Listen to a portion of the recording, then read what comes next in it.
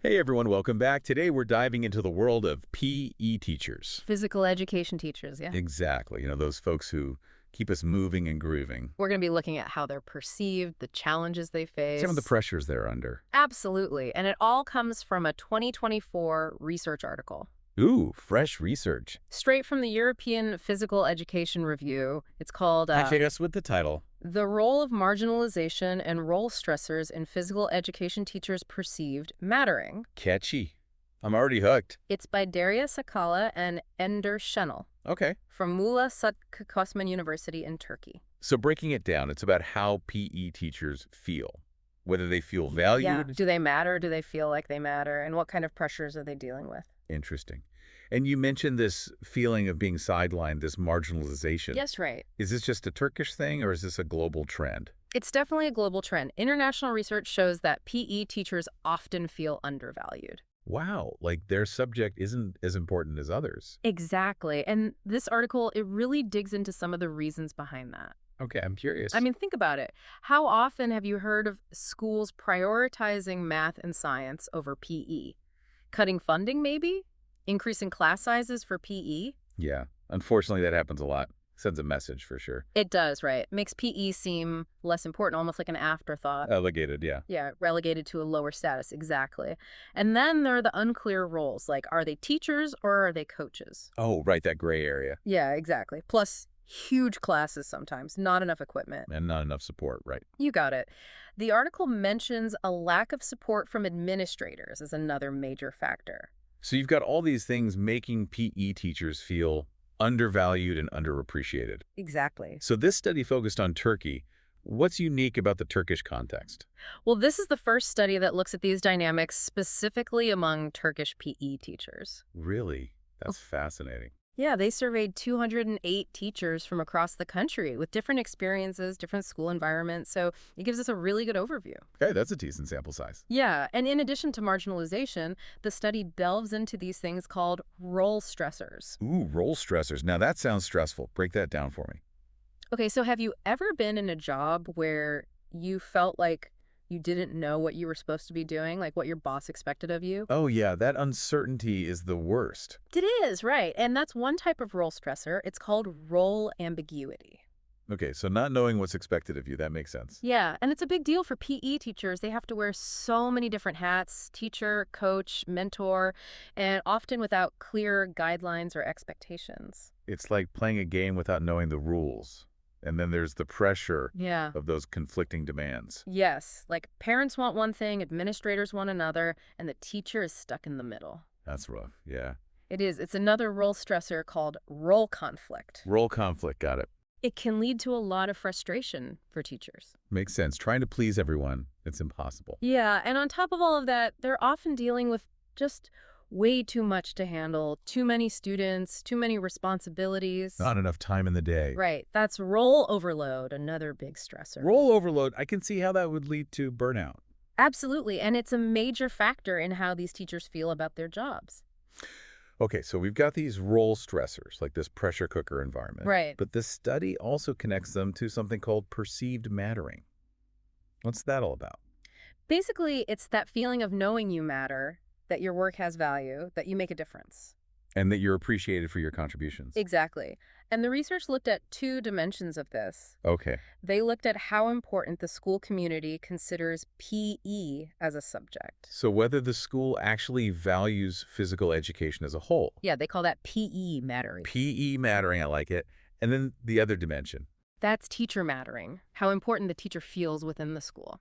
So it's about the subject being valued and the teacher feeling valued within that context. Precisely. It's about that sense of belonging and significance. Got it.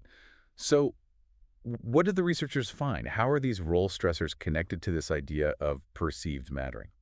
Well, their findings show that those role stressors, especially role ambiguity and role conflict, they're strong predictors of marginalization. So the more stress and uncertainty, the more likely a teacher is to feel sidelined. Exactly. It's like all that pressure pushes them towards the margins. And that's a problem, right? Feeling like you don't belong, like your work isn't valued. Absolutely, and unfortunately, it doesn't stop there. Yeah, it actually gets a little bit worse. They found that this marginalization actually makes the negative impact of those stressors even stronger. Whoa, so it's like a downward spiral. Exactly, like a chain reaction, you've got the stress of not knowing what's expected of you. Right. Then you've got the conflicting demands from different people, and then on top of that, you feel like your role doesn't even matter. So it's not just the stressors themselves, it's that added feeling of being isolated and undervalued that really amplifies everything. Precisely. And the study found that the more marginalized those PE teachers feel, the less likely they are to see their subject as important to the school, or even themselves for that matter.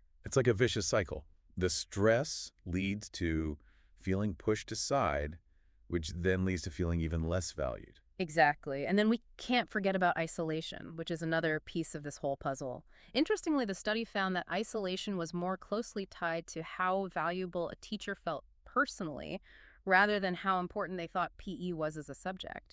That's interesting. Why do you think that is? Well, the article mentions that in Turkey, unlike some other countries, PE is typically taught indoors, which might actually offer more opportunities for interaction with colleagues. Oh, so even though they're teaching a subject that's often marginalized, they may not be physically isolated in the same way. Right, exactly. So it's complicated. There are a lot of factors at play here. It is, yeah. We're not just talking about one thing. It's a whole web of Mhm. stressors and perceptions and social dynamics. Absolutely.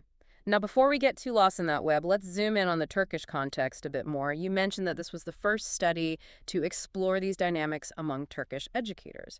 Hmm. So, what can you tell us about how PE teachers are trained in Turkey?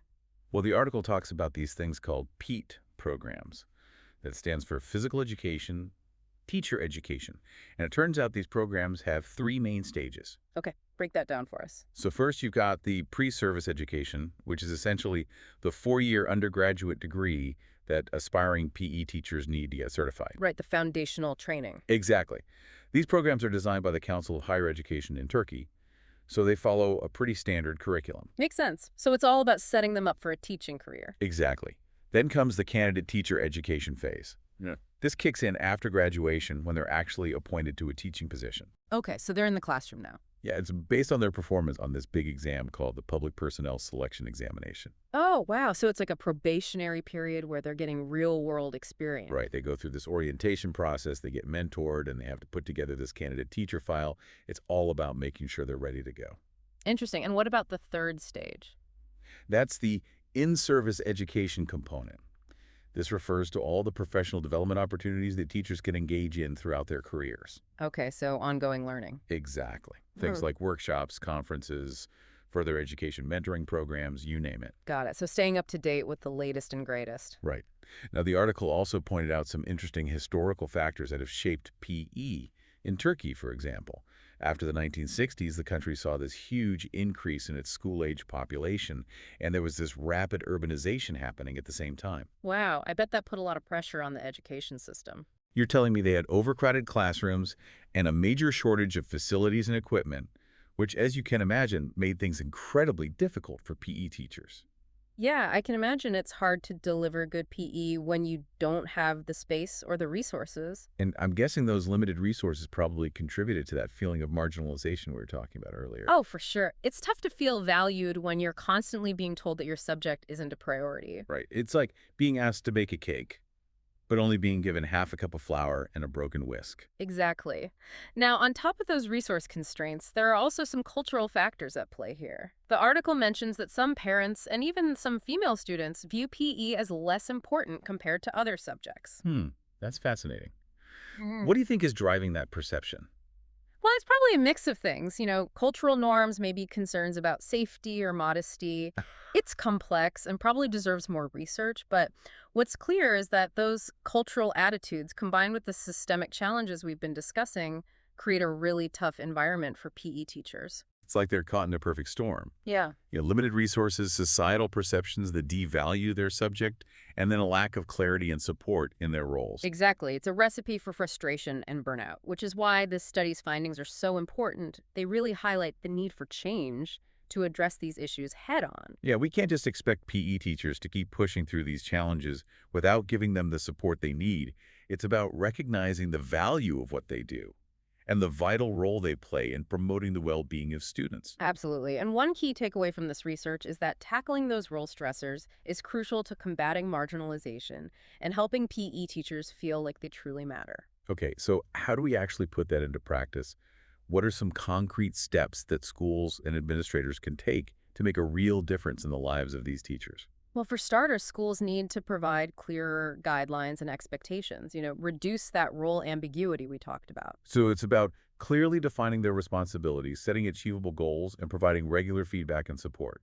Exactly. And when it comes to that role conflict, schools need to create a more collaborative environment where PE teachers have a real voice in decisions that affect their work. So involve them in things like curriculum development, scheduling, resource allocation. Precisely give them a seat at the table and recognize their expertise. Got it. And then for role overload, I imagine it's about being realistic about the demands being placed on these teachers. Right. Maybe that involves reducing class sizes, giving them more planning time, or ensuring they have the resources and support they need to actually do their jobs effectively. It's about creating more sustainable workloads so they're not constantly feeling overwhelmed and burnt out. You got it. But it's not just about logistics and practical support. It's also about shifting the overall school culture to genuinely value physical education as an essential part of a well-rounded education. So moving beyond that old-fashioned idea of PE as just gym class. Exactly. And recognizing its true potential to benefit students in so many ways. Okay, so how do we create that kind of cultural shift? It requires a multifaceted approach. It includes things like providing professional development opportunities for PE teachers, establishing open communication channels, and having real commitment from school leadership to support their work. It's about investing in these teachers and empowering them to be leaders within their schools. Precisely. Because when PE teachers feel valued and respected, they're more likely to thrive in their roles and make a real difference for their students. It's a win-win for everyone. Now, before we move on to the final part of our deep dive, let's take a moment to connect with our listener. Good idea. What's one key takeaway you hope they'll walk away with today?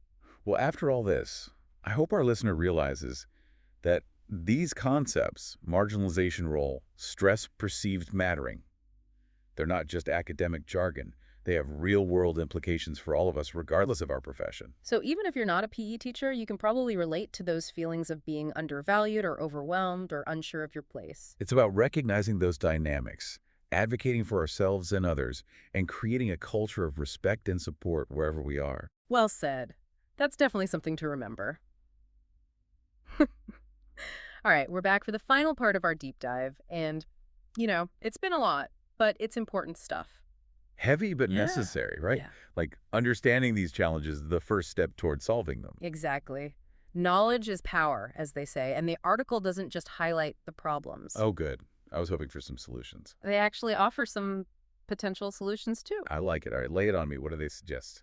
Well, one key area they point to is future research on how we can better support PE teachers. Okay, more research, but like what kind specifically? Yeah. What could make a difference on the ground? Think mentoring programs, more professional development, maybe even mental health services tailored to their needs. Oh, yeah, like really equipping them with the tools to thrive, not just survive. Exactly. Another area is the role of school administrators. Oh, interesting. Do they create a culture of open communication? Do they value PE teachers' input and involve them in decisions? Makes a huge difference, right? Feeling heard and respected.